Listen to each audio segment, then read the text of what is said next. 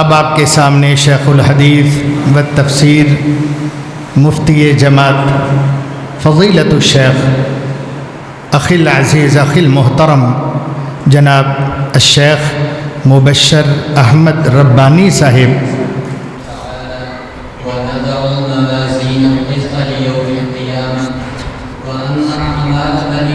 جزاک اللہ خیر. نہیں بس ٹھیک.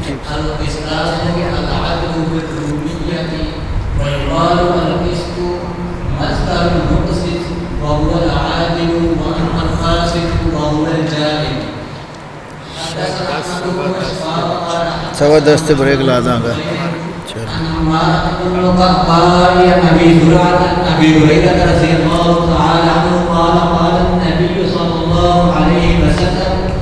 كلمتان حبيبتان إلى الرحمن خفيفتان على اللسان ثقيلتان في الميزان سبحان الله وبحمده سبحان الله العظيم.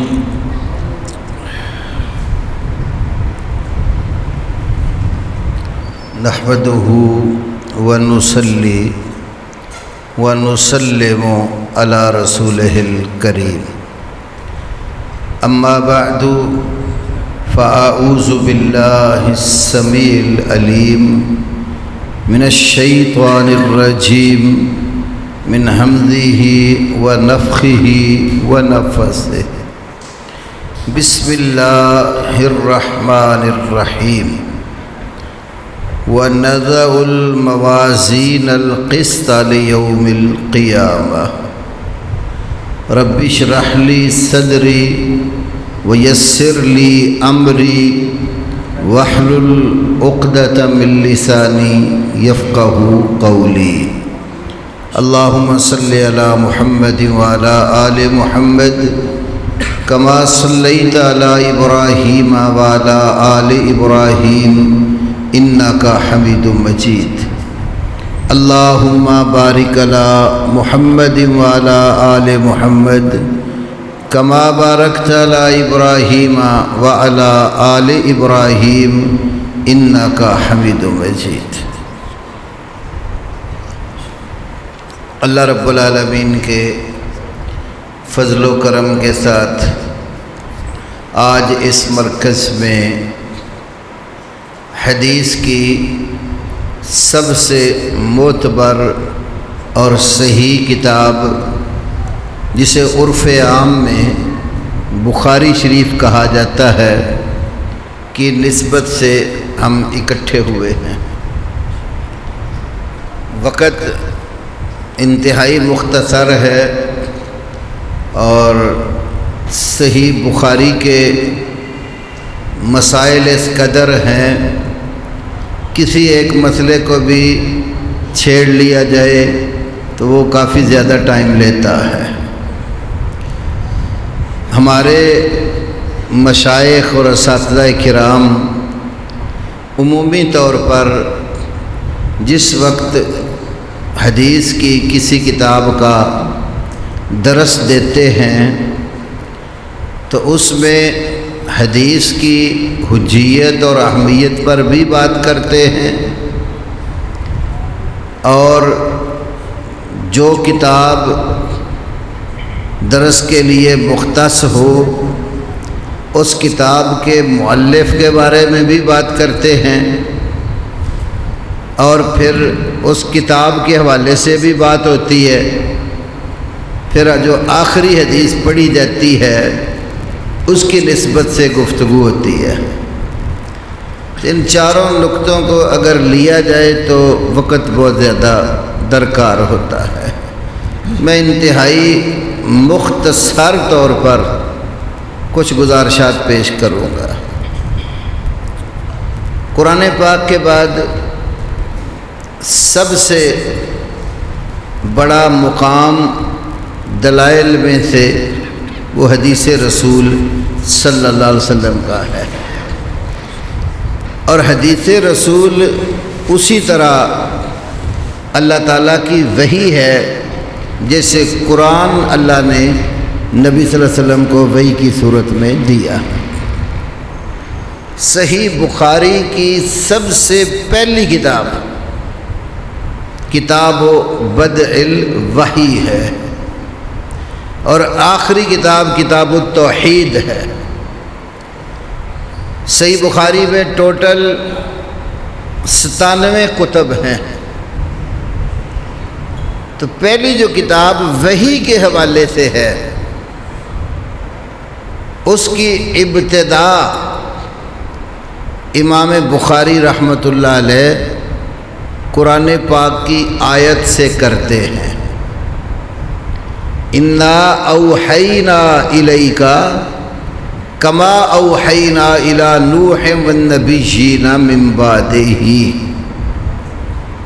بے شک ہم نے تمہاری طرف اسی طرح وحی کی ہے جیسے ہم نے نوح علیہ السلام اور ان کے بعد آنے والے نبیوں کی طرف وحی کی۔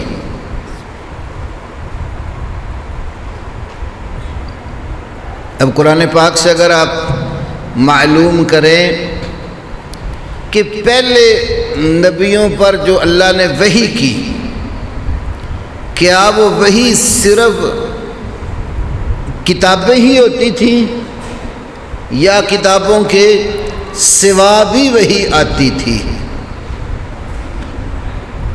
تو قرآن آپ کو یہ بات بتائے گا، پہلے پیغمبروں پر کتب اور صحائف کے سوا بھی وحی نازل کی گئی ہے۔ اختصار سے 2 مثالیں دیتا ہوں۔ موسیٰ علیہ السلام کو اللہ نے جس وقت واپس مصر کی طرف لوٹایا قوم مدین سے، اہلیہ بھی ان کی ساتھ تھی، سورہ طٰہٰ میں اس کی تفصیل ہے۔ بیوی کو ایک جگہ روک کر آگ کی تلاش میں موسیٰ علیہ السلام گئے، تو اللہ تعالیٰ نے موسیٰ علیہ السلام سے کلام کیا اور موسیٰ علیہ السلام کو بتایا کہ میرے موسیٰ، میں نے تجھے چن لیا ہے۔ بات لمبی ہے، میں بالکل شارٹ کٹ سا جملہ کہنے لگا ہوں قرآن کا۔ فَاسْتَمِعْ لِمَا يُوحَىٰ، غور سے سن جو وحی کی جا رہی ہے۔ فَاسْتَمِعْ لِمَا يُوحَىٰ، جس چیز کی وحی کی جا رہی ہے اس کو غور سے سن۔ پھر اللہ نے اپنا تعارف کروایا کہ اننی انا اللہ، بے شک میں اللہ ہوں، میرے سوا کوئی معبود نہیں ہے، تو میری عبادت کر، میرے ذکر کے لیے نماز قائم کر، بلا شبہ قیامت آ کر رہنے والی ہے، یہ احکامات دیے۔ پھر اس کے بعد کہا کہ تم فرعون کی طرف جاؤ، وہ بڑا سرکش ہے، اسے جا کر تبلیغ کرو۔ موسیٰ علیہ السلام نے 2 دعائیں مانگی، ایک اپنے لیے اور ایک اپنے ساتھ مددگار اپنے بھائی ہارون کے لیے۔ اللہ نے دعا قبول کر لی۔ پھر طٰہٰ میں ہی آگے جا کر پہلے اذهب کہا تھا، پھر تثنیہ کا لفظ استعمال کیا، اذهبا، دونوں بھائی جاؤ فرعون کی طرف۔ اسلوب دعوت بھی سکھا کر بھیج دیا۔ پھر ایک وقت آیا، موسیٰ علیہ السلام بنی اسرائیل کو لے کر وہاں سے رات کے وقت ہجرت کر گئے۔ فرعون اور اس کا لاؤ لشکر جب انہیں پتہ چلا وہ بھی پیچھے آ گئے، تو آگے دریا تھا، پیچھے فرعون اور اس کا لشکر تھا۔ اللہ تعالیٰ نے اس میں راستہ بنا کر موسیٰ علیہ السلام کو بنی اسرائیل کے ساتھ دریا عبور کروا دیا۔ فرعون اور اس کے لشکر کو اس میں ڈال کر پانی جاری کر کے غوطے دے کے مار دیا۔ فرعون ڈوب گیا، قوم اس کی ڈوب گئی۔ پھر میدان طی میں کچھ عرصہ رہے۔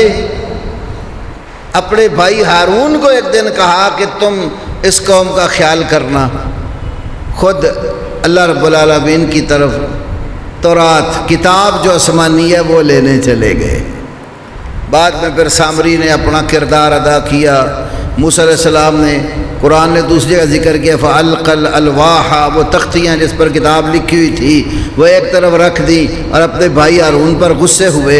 یہ قصہ پورا سورہ طٰہٰ اور دیگر قرآنی آیات میں موجود ہے۔ اس میں دو باتیں آپ کے سامنے رکھنی ہیں۔ ایک بات یہ ہے، کتاب جو موسیٰ علیہ السلام کو دی گئی تھی وہ فرعون کی زندگی میں نہیں دی گئی تھی، وہ فرعون کے ڈوبنے کے بعد دی۔ تو سوال پیدا ہوتا ہے کہ پھر فرعون کو کس وحی کی روشنی میں موسیٰ علیہ السلام دعوت دیتے رہے؟ تورات تو آئی نہیں تھی اس وقت، وہ تو اس کا بیڑا غرق ہونے کے بعد آئی ہے۔ تو وہ وہی تھی جو تورات سے پہلے اللہ نے موسیٰ علیہ السلام کو دی، اور اسی وحی کی روشنی میں موسیٰ علیہ السلام اس قوم کو سمجھاتے رہے، جس کو میں قرآن کی نظر میں کہتا ہوں حل اتاک حدیث موسیٰ۔ وہ حدیث موسیٰ تھی۔ تو ایک مسئلہ تو یہ معلوم ہوا کہ پہلے پیغمبر کو آسمانی کتاب کے ساتھ حدیث بھی دی گئی، اور سورۃ النساء کی آیت جو امام بخاری نے ذکر کی ہے وہ سمجھا رہی ہے کہ رسول پاک صلی اللہ علیہ وسلم کی طرف بھی وہی اسی طرح آئی جیسے پہلے پیغمبروں کی طرف آئی تھی۔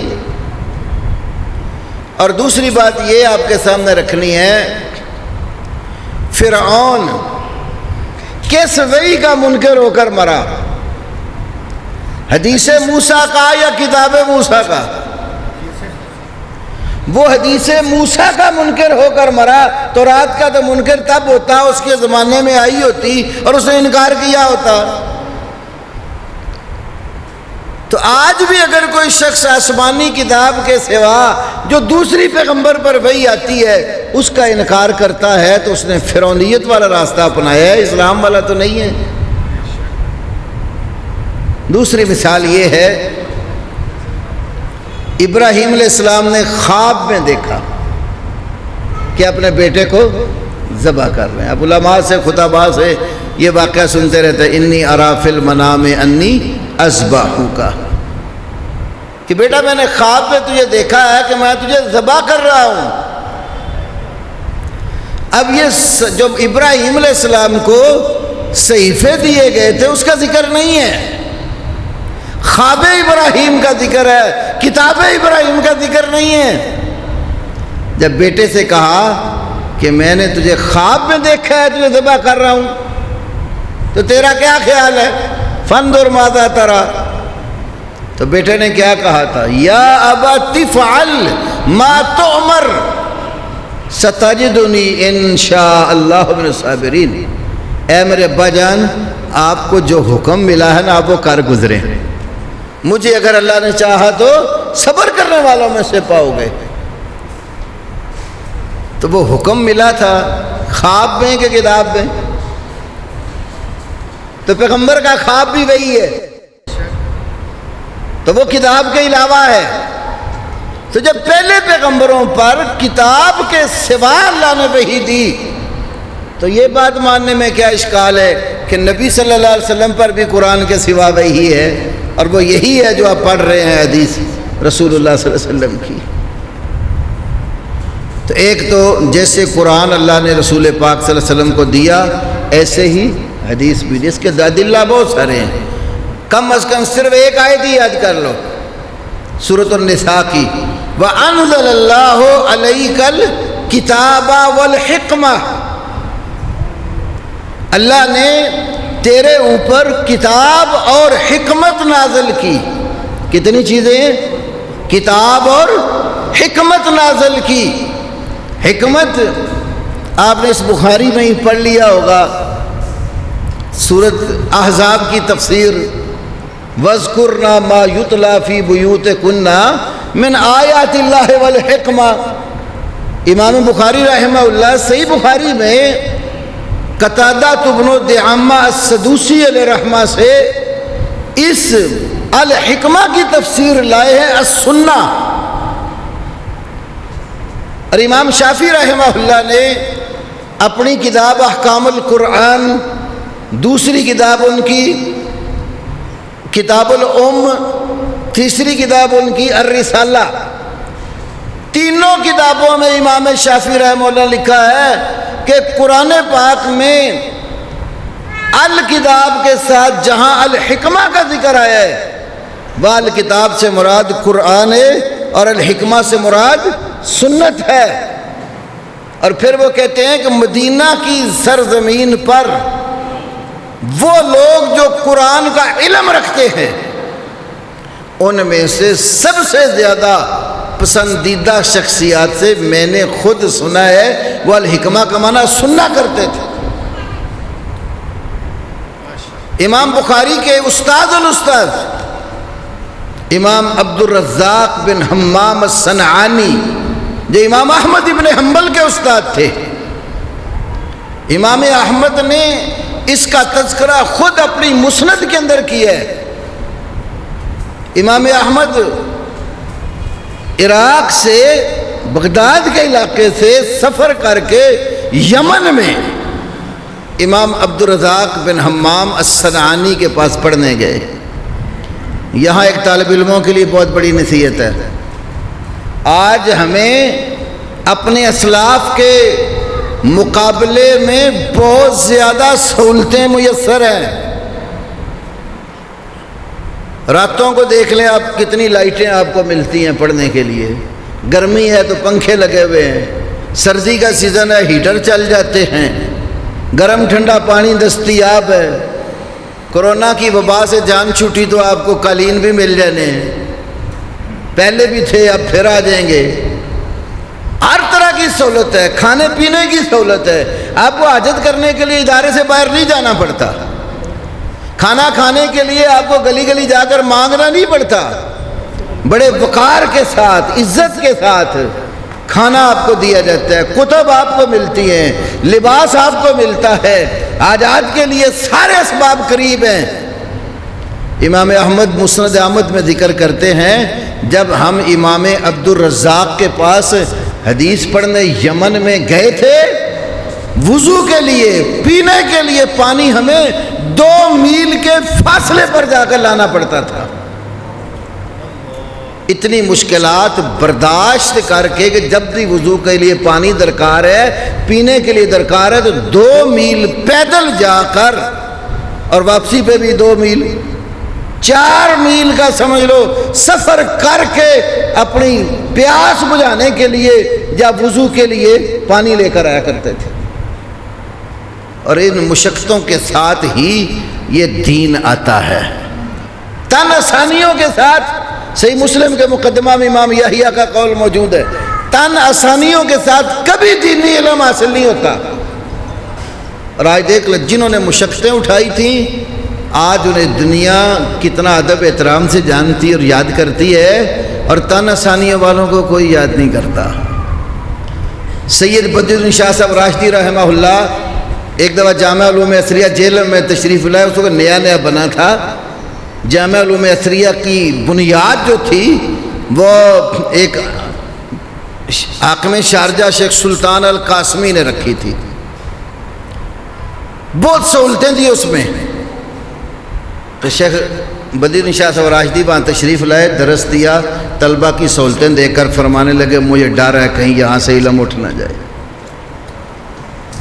تو وہ امام عبد الرزاق جو امام احمد کے استاد اور احمد بخاری کے استاد، انہوں نے بھی تفسیر عبد الرزاق میں الحکمہ کا معنی سننا لکھا۔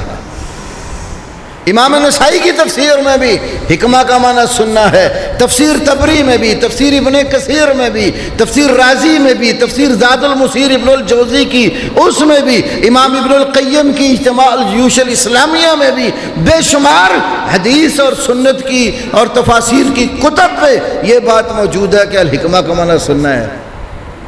تو اللہ نے پھر کتنی چیزیں اتاری؟ 2، وَأَنزَلَ اللَّهُ عَلَيْكَ الْكِتَابَ وَالْحِکْمَةَ۔ تو امام بخاری نے دونوں چیزوں کو مد نظر رکھا ہے۔ دوسری بات، محدثین کے متعلق عمومی طور پر کچھ لوگوں نے یہ بات پھیلا رکھی ہے کہ یہ صرف قالا قالا رسول اللہ ہی کرتے ہیں، انہیں یہ پتہ نہیں ہوتا کہ حدیث کا مفہوم، اس کا مطلب اور اس سے نکلنے والے مسائل کیا ہیں۔ پھر ایک مثال بنائی ہوئی ہے، بڑی وضیح سی روایت ہے کہ امام سلیمان بن مہران العامش، انہوں نے امام ابو حنیفہ کو دیکھا تو کہا یا معاشر الفقہاء انتم الاطباء ونحن الصیادلہ، اے فقہاء کی جماعت تم طبیب ہو اور ہم پنساری ہیں۔ کہ پنساری جو ہوتا ہے اس کو یہ پتا ہے کہ میری دکان میں کیا جڑی بوٹی پڑی ہے، کون سا مال پڑا ہے، لیکن ہر جڑی بوٹی کی خاصیت، وہ کس مرض کا علاج ہے، دوا ہے، اور اس کے فوائد کیا ہیں، اس کے نقصانات کیا ہیں، اگر اس کے ساتھ فوائد کے کچھ سائیڈ ایفیکٹس ہیں، نقصانات ہیں، ان نقصانات کو دور کرنے کے لیے دوسری بطور مسلح حکماء کی زبان میں کون سی اس میں دعا مکس کرنی ہے، یہ پنساری کو نہیں پتا ہوتا۔ اس کے پاس اتنا ہی پتا ہے کہ میری دکان میں یہ جڑی بوٹی پڑی ہے، لیکن ان کی خاصیات اور ان سے دوائی بنانا وہ طبیب اور حکیم کا کام ہوتا۔ تو کہتے محدثین تو تھے پنسار سٹور والے، سیادلہ، اور ہمارے امام ابو حنیفہ اور دیگر ان کے شاگرد وہ تھے صحیح معنوں میں حدیث سمجھنے والے لوگ، انہیں حدیث کا معنی اور مفہوم صحیح پتا تھا۔ تو یاد رکھو جتنے کبار محدثین ہیں نا، بخاری، مسلم، ابو داود، ترمذی، نسائی، ابن ماجہ، حاکم، بہقی، دارقطنی، دارمی، احمد، شافعی، مالک، یہ حدیث کا معنی اگر نہیں جانتے تھے تو پھر کون جانتا ہے؟ جتنا حدیث کا مفہوم گہرائی کے ساتھ یہ لوگ سمجھتے تھے اتنا دوسرے لوگ نہیں سمجھتے تھے۔ امام بخاری نے اپنی صحیح میں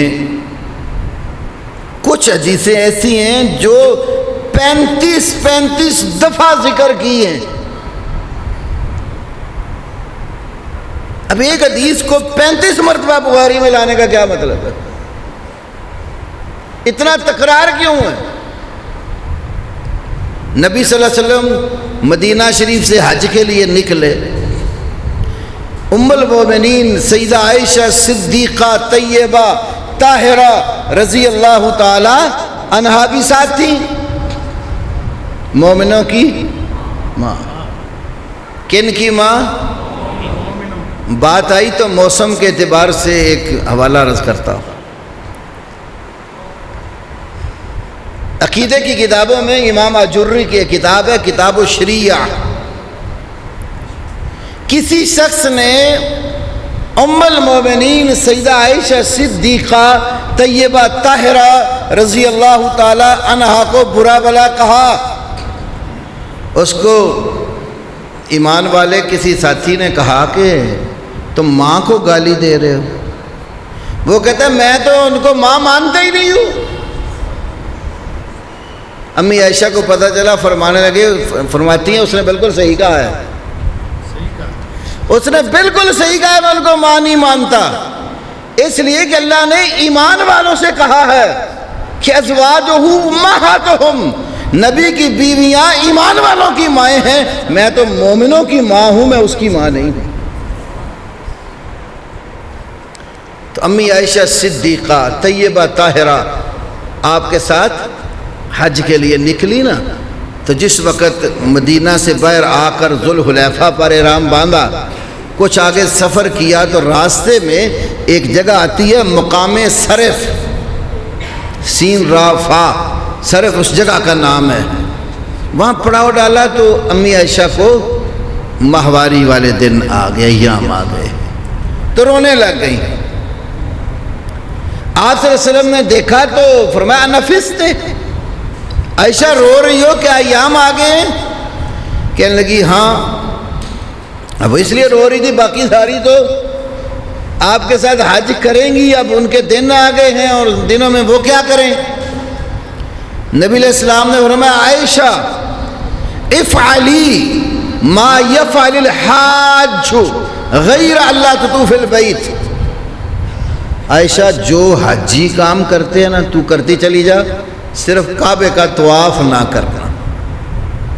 یہ حدیث 35 مرتبہ صحیح بخاری میں ہے، اور امام بخاری نے 20 سے زائد اپنے مختلف اساتذہ سے یہ حدیث نقل کی ہے صحیح بخاری کے اندر ہی، اور 23 باب باندھے سے ایک حدیث پر امام بخاری نے، یعنی ایک حدیث ذکر کر کے تو کتنے مسئلے نکالے؟ 23 مسئلے نکالے 23 باب باندھ کر۔ تو اگر وہ خالی کالا کالا ہی کرنے والے تھے تو اتنے مسئلے ایک حدیث سے صحیح بخاری میں کیسے نکال لیے؟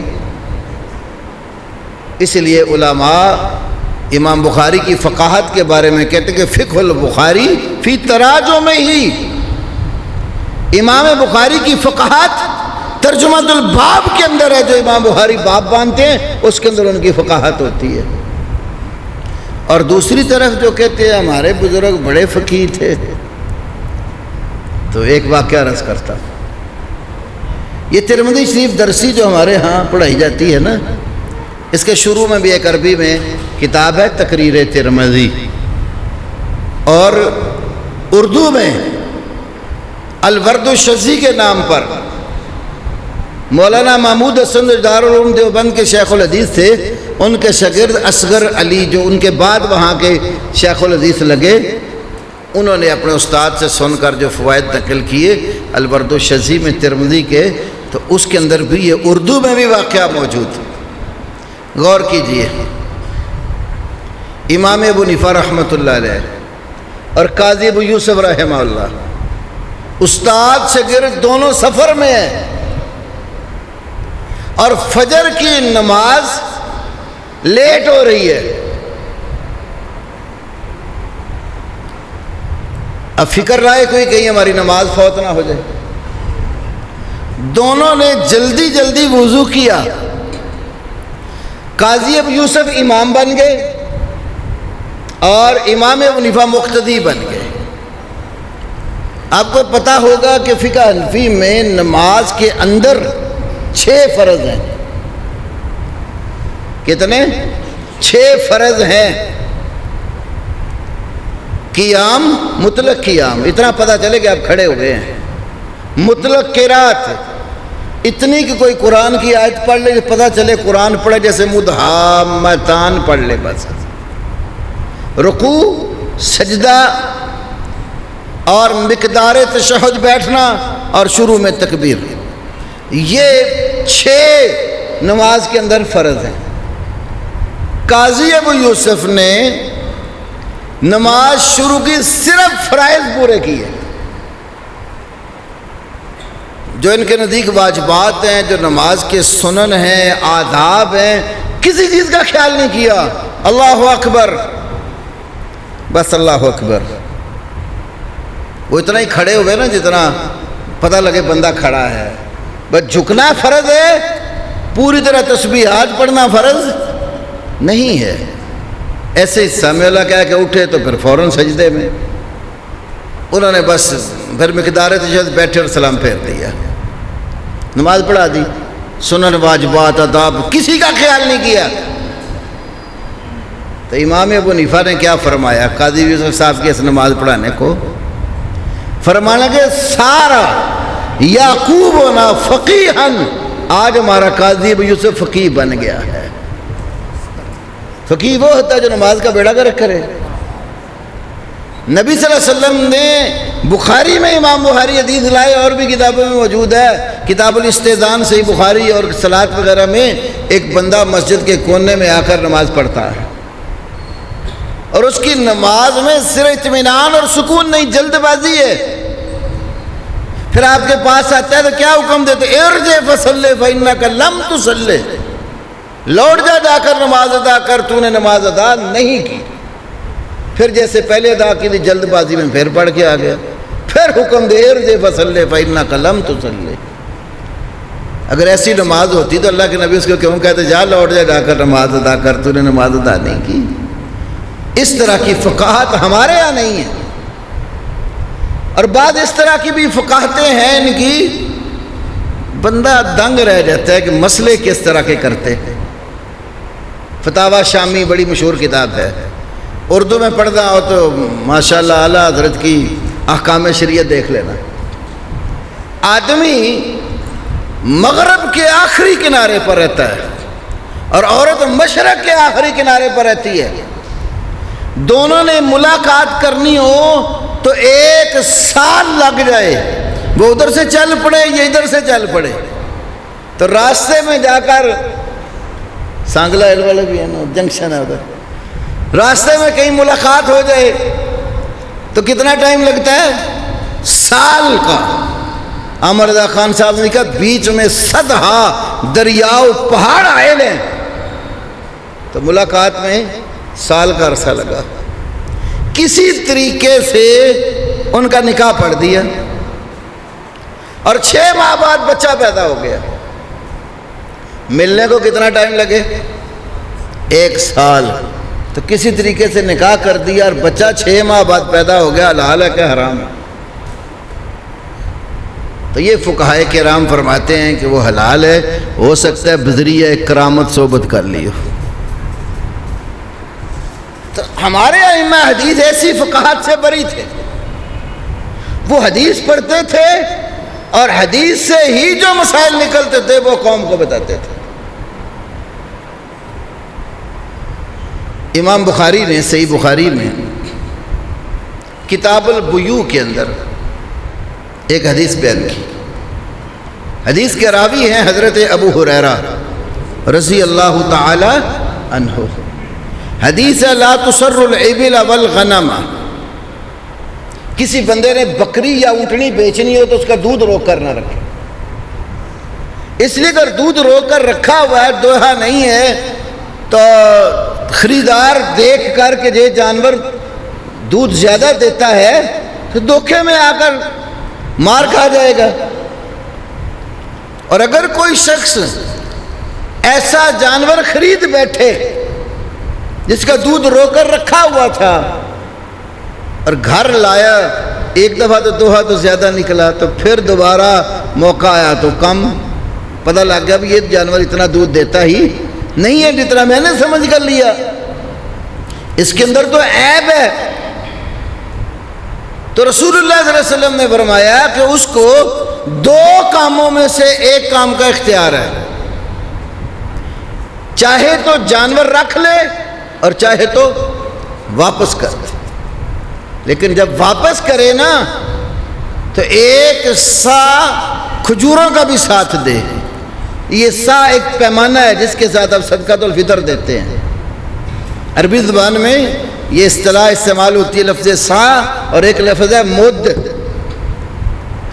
لغت کی کتابوں میں القاموس میں علامہ مجید الدین فیروز آبادی نے لکھا ہے جس بندے کے ہاتھ زیادہ بڑے نہ زیادہ چھوٹے ہوں، درمیانے درجے کے، وہ دونوں ہاتھ پھیلا کر اس طرح گندم یا جو بھر کر ایک بک، جس کو پنجابی میں آپ کہتے ہیں، نکالے تو وہ 1 مد ہے۔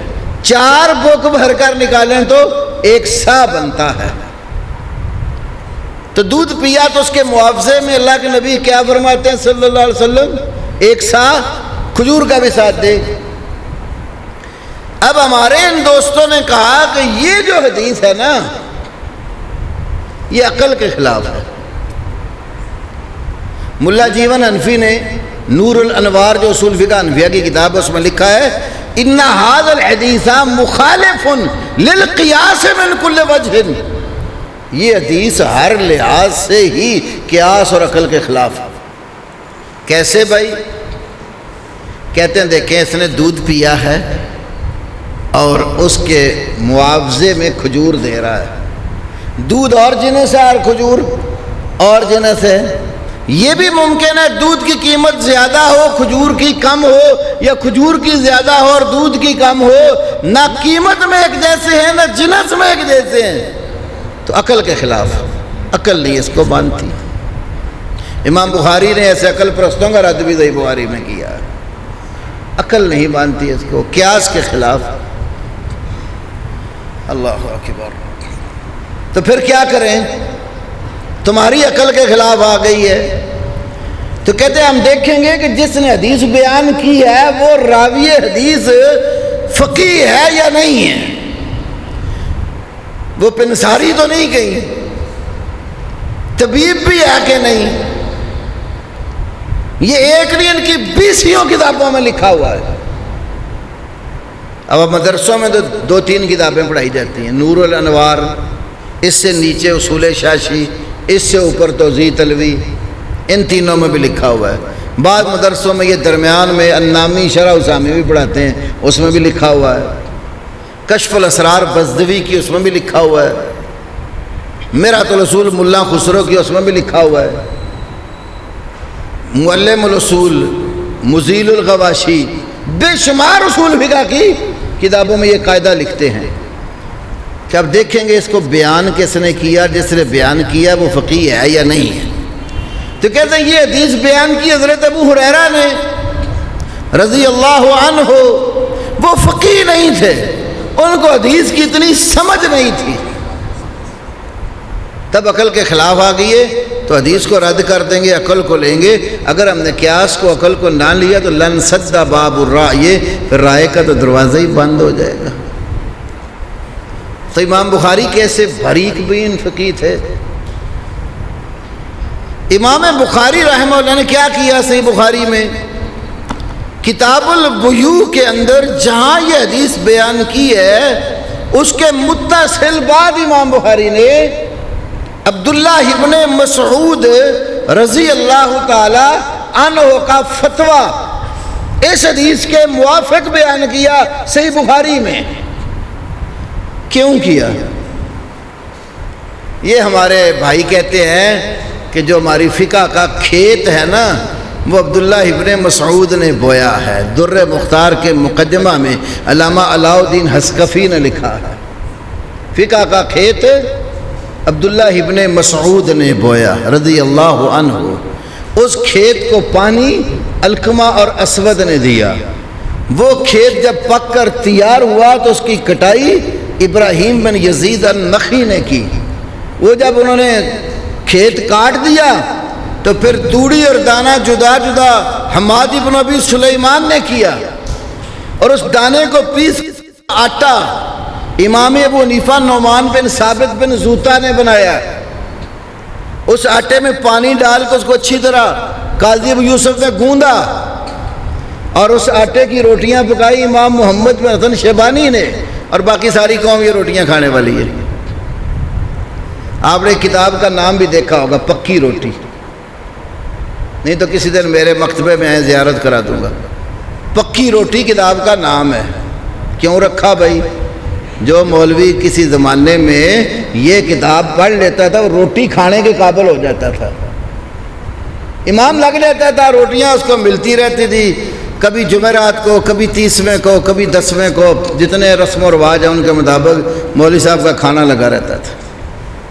ہمارے حافظ عبد القادر روپڑی صاحب رحمہ اللہ کے دور میں نے سنا منڈی بہاؤالدین تشریف لائے تو انہوں نے اپنی تقریر میں روٹیاں کھانے والوں کے بارے میں 1-2 شعر کہے۔ وہ کہتے ہیں ایک دن دی ٹوٹل لائی جائے گی، ایتوار سوموار سیویاں کھوائے گی، 8 دنی جمعرات پاڑے کٹی جائے گی، بولا اتنی دیر تک یار بھی نہ آئے گی۔ ایک شعر وہ یہ پڑھتے تھے، کھائی جاؤ بھائی کھائی جاؤ، ٹھڈا نو ودائی جاؤ، ڈونگے خوہ جنیاں اٹاں پیندیاں نے پائی جاؤ، تیجا بھی کرائی جاؤ، ساتا بھی کرائی جاؤ، ساتا جڑا کرے گا وہ 10واں بھی تے پڑے گا، 10واں جڑا کرے گا وہ 40واں بھی تے پڑے گا، اتنی دیر تک کوئی اور بے ایمان بھی نہ مرے گا۔ سلطان باؤ نے بھی یہی بات سکھائی ہے، پڑھ پڑھ حافظ کرن تکبر، ملا کرن وڈیائی ہو، گلیاں دے وے پھرن نمانے بغل کتاباں چائی ہو، جتھے ویکھن چنگا چوکھا اتھے پڑھن کلام سوائی ہو، دوئی جہانی کٹھے باہو جنا کھادی بیچ کمائی ہو۔ تو یہ تو فقہ ہے روٹیاں کھانے والی، لیکن امام بخاری کی فقاہت دیکھیں، پہلے رسول اللہ کی حدیث بیان کی صلی اللہ علیہ وسلم، اس کے متصل بعد عبداللہ ابن مسعود رضی اللہ تعالی عنہ کا قول اور فتویٰ درج کر دیا، تاکہ اس قوم کو بتایا جائے کہ اگر یہ حدیث قیاس کے خلاف ہوتی، فقاہت کے خلاف ہوتی، تو جنہیں فقہ کا بانی مانتے ہو وہ تو اس حدیث کے مطابق فتویٰ نہ دیتے۔ ابن حجر نے فتح الباری شرح صحیح بخاری میں اسی بات کی طرف اشارہ کیا ہے، بلکہ لکھا ہے وَأَظُنُّ أَنَّ لِهَذِهِ النُّكْتَةِ أَوْرَدَ البخاری حدیث ابن مسعود عقب حدیث ابی ہریرہ اشارۃ منہ الی ان ابن مسعود قد افتى بوفق حدیث ابی ہریرہ فلولا ان خبر ابی ہریرہ فی ذلک ثابت لما خالف ابن مسعود القیاس الجلی فی ذلک۔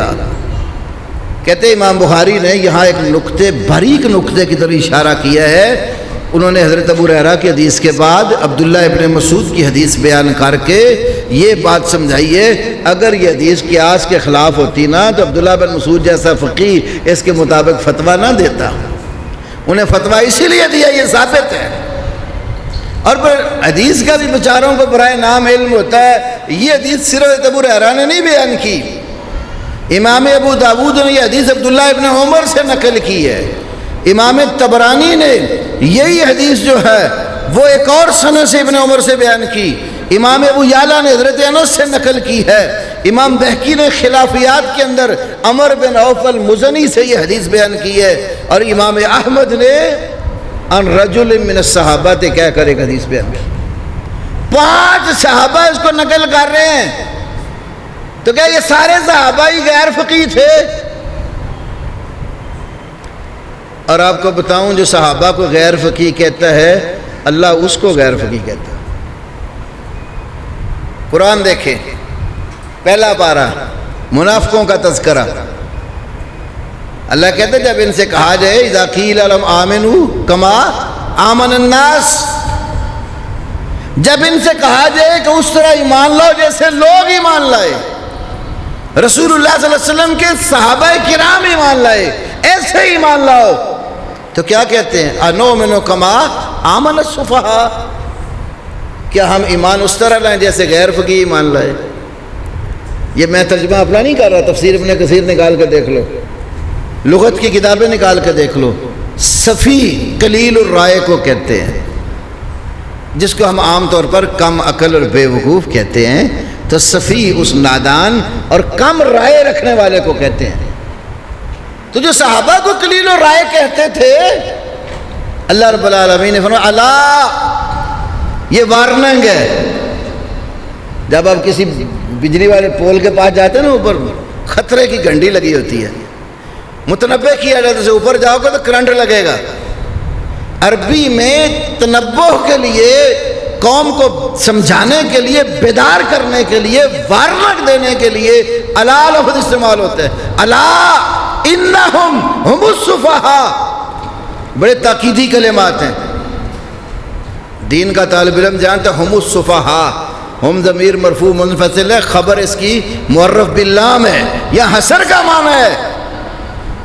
اور لوگوں آگاہ ہو جاؤ، جو میرے نبی محمد صلی اللہ علیہ وسلم کے صحابہ کو قلیل الرائے، کم عقل اور بے وقوف کہتا ہے، بلا شبہ وہ ہی بے وقوف اور کم عقل اور قلیل الرائے ہے۔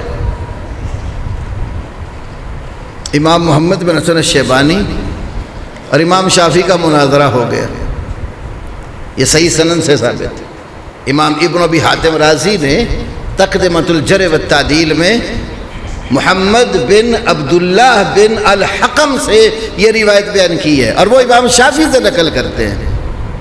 ابن ابی حاتم رازی جرح تعدیل کے خود بھی امام ہیں، اور امام شافعی اور ان کے درمیان صرف ایک واسطہ ہے، محمد بن عبداللہ بن الحکم، اور ان کا ثقہ ہونا خود اسی کتاب الجرح والتعدیل میں موجود ہے۔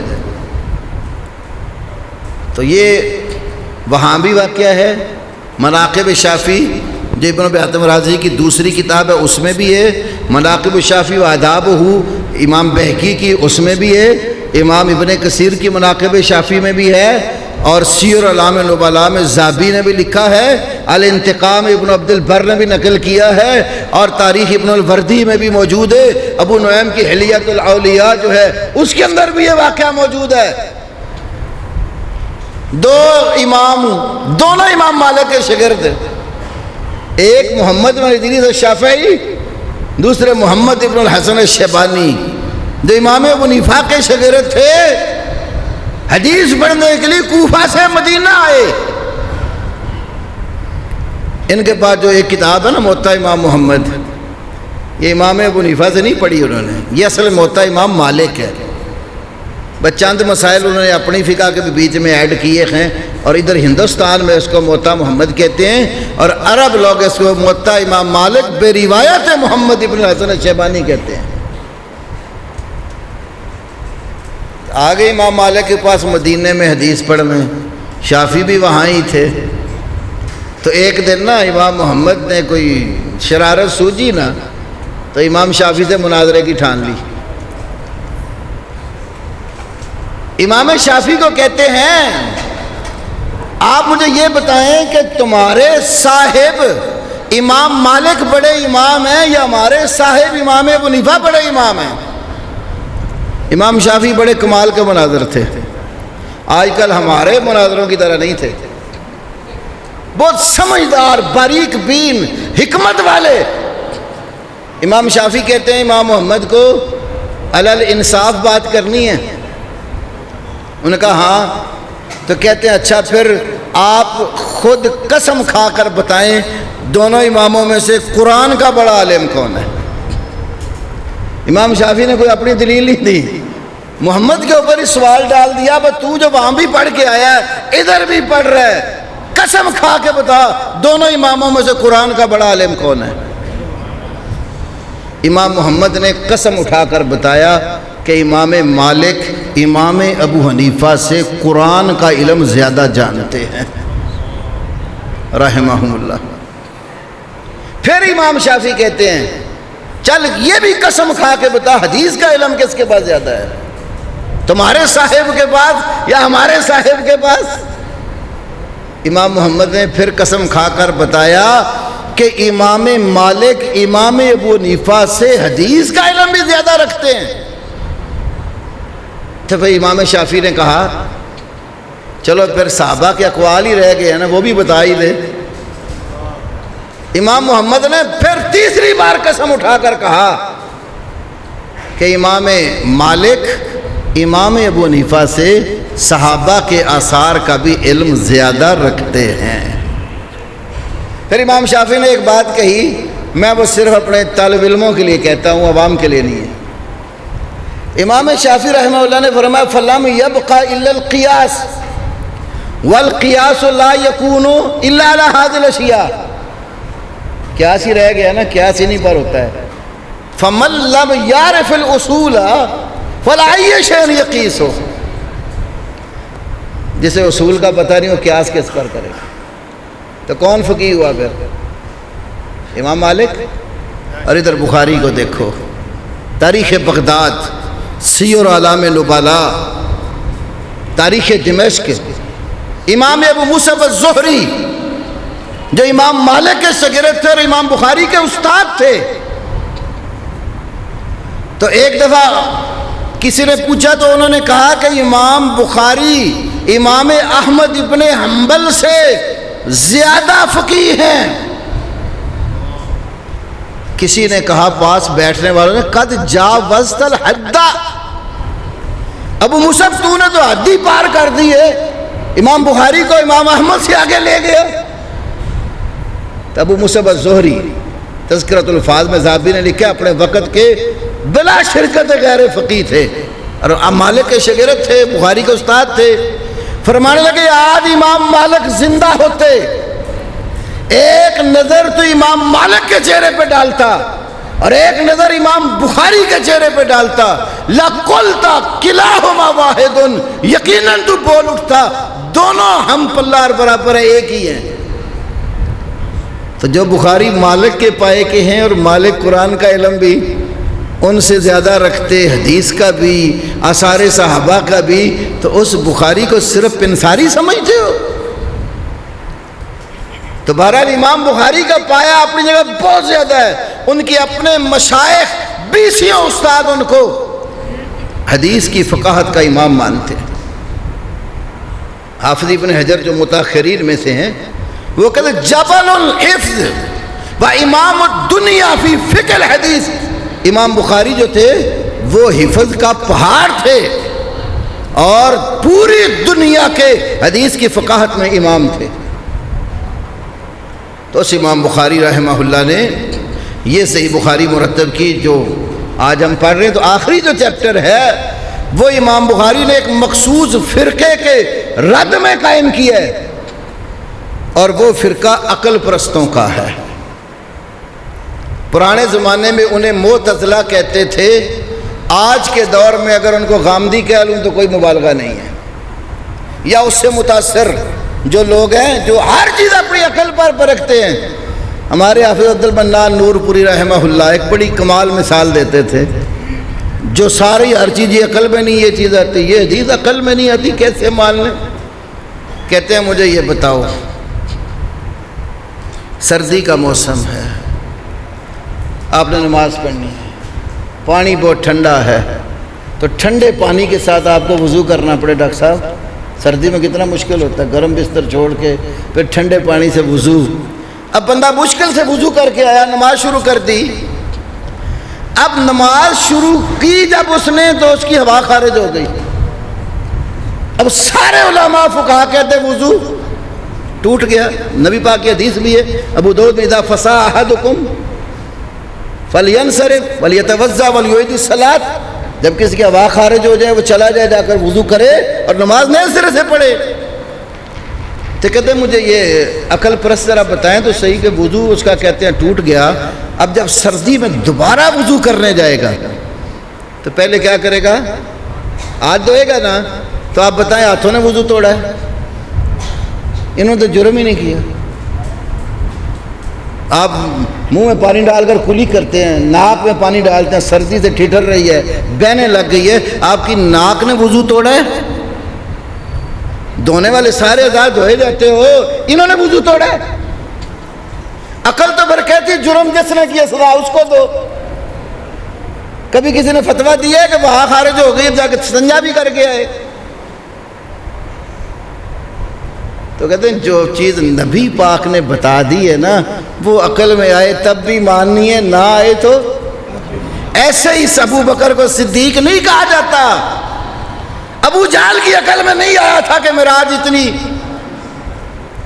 مکہ سے اٹھ کر اقصیٰ اور وہاں سے آسمان دنیا کی ساتوں آسمانوں کی سیر کر کے آنا، ابو جہل کی کھوپڑی نے نہیں مانا۔ اور صدیق اکبر نے جب سنا میرے نبی نے کہا ہے، ایمان لے آئے فوراً کہ میرے نبی نے کہا تو بالکل صحیح ہے۔ تو عقل پرستوں کا رد بھی امام بخاری نے یہاں کیا۔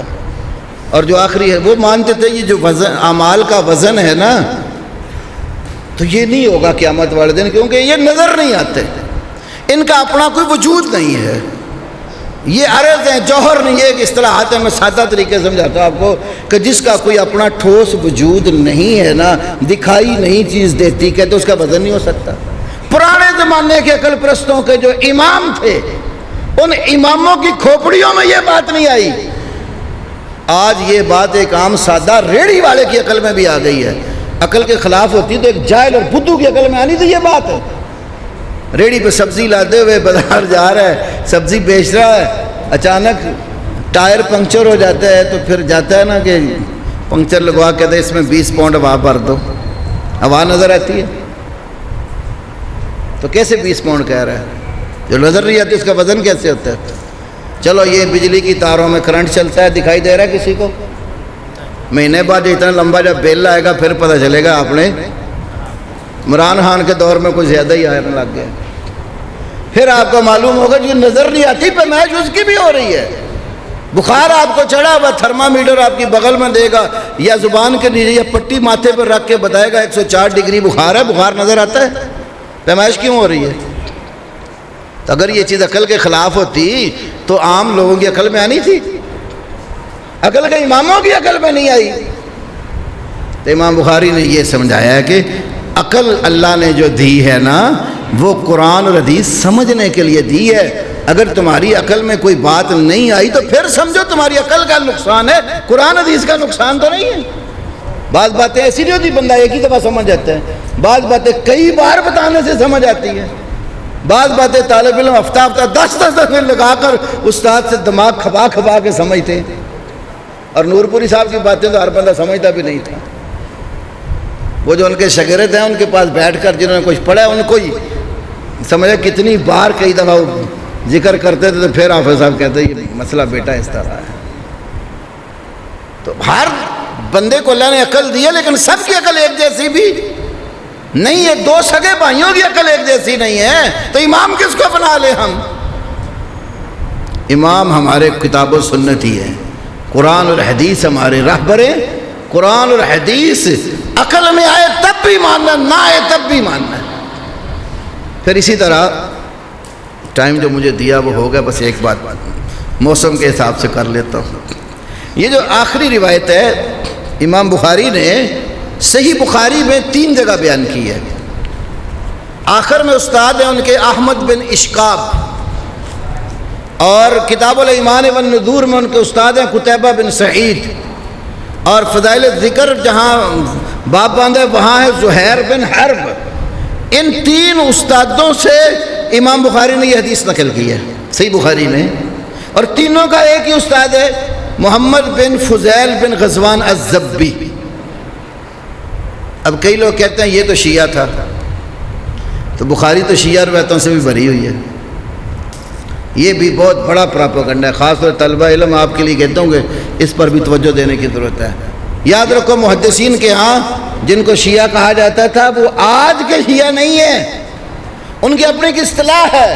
جو حضرت علی کو حضرت عثمان سے افضل مانتا تھا اس کو شیعہ کہتے تھے، احترام سب صحابہ کا کرتے تھے، اور جو حضرت ابو بکر، حضرت عمر، حضرت عثمان، حضرت طلحہ، حضرت زبیر، امیر معاویہ، سیدہ عائشہ صدیقہ، طیبہ طاہرہ رضی اللہ عنہم اجمعین، ان صحابہ پر تبرہ کرتا تھا، محدثین اس کو شیعہ نہیں کہتے تھے، اس کو رافضی کہتے تھے، اس کو رافضی کہتے تھے۔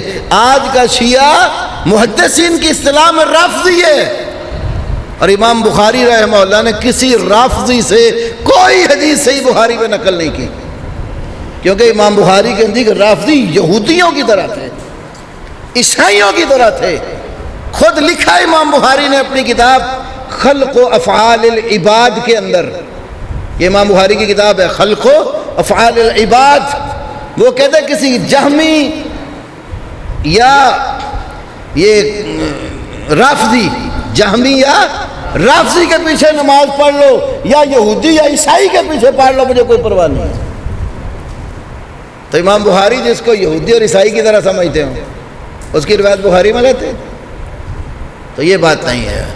کچھ ایسے روات ضرور ہیں جن کے ہاں یہ ہے کہ احترام سب صحابہ کا ہے، لیکن حضرت علی کو حضرت عثمان سے کچھ لوگ افضل مانتے تھے۔ جمہور اہل الحدیث اہل سنہ کے ہاں ترتیب جیسے خلافت کی ہے، فضائل میں بھی یہی ترتیب ہے۔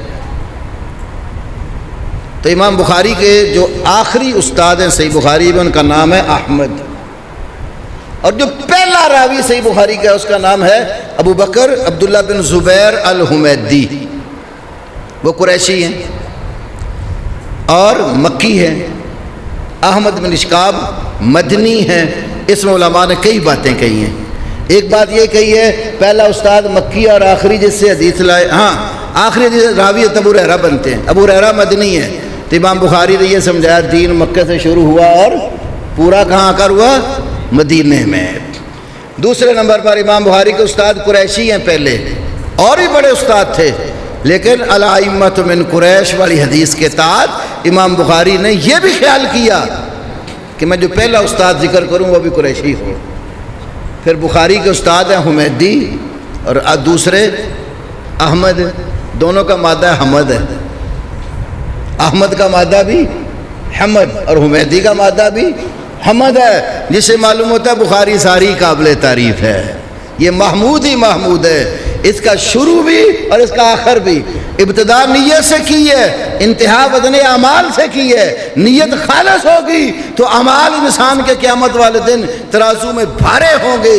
تو پہلی حدیث کا تعلق دنیا کے اعمال کے ساتھ ہے، آخری حدیث کا تعلق آخرت کے ساتھ ہے، اس لیے اس کو کتاب التوحید میں بھی لائے ہیں اور اختتام کیا سبحان اللہ و بحمدہ، سبحان اللہ، تسبیح والی حدیث پر یوں سمجھ لو جیسے کفارہ مجلس کی دعا پڑھ کر مجلس ختم کر دیتے ہیں، امام بخاری نے تسبیح والی حدیث نقل کر کے صحیح بخاری کا اختتام کر دیا ہے۔